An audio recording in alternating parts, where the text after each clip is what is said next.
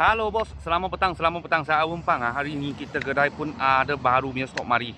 Ada baru punya stok datang kita kedai lah. Tahun 2019 Honda City 1.5 hybrid hybrid. Harga cuma jual 41,800. Boleh nampak dia datang cat sudah cantik.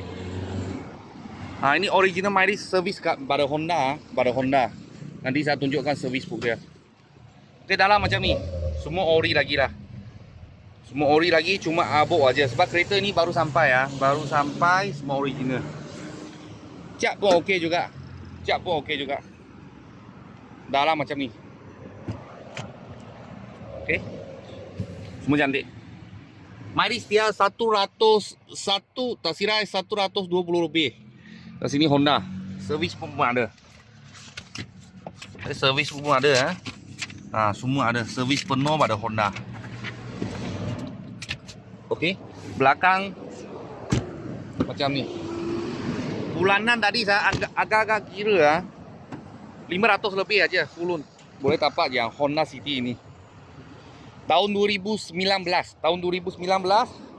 Honda City harga jual 41,800. Kalau full bulanan anggaran saya kira-kira tadi agak kira 500 lebih aja.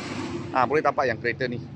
Kalau bos-bos dan kawan-kawan siapa minat, boleh WhatsApp saya terus masuk loan. Boleh tapak yang murah termarket punya kereta. Kalau ada apa murah-murah kereta, saya akan video lagi. Thank you bos, thank you.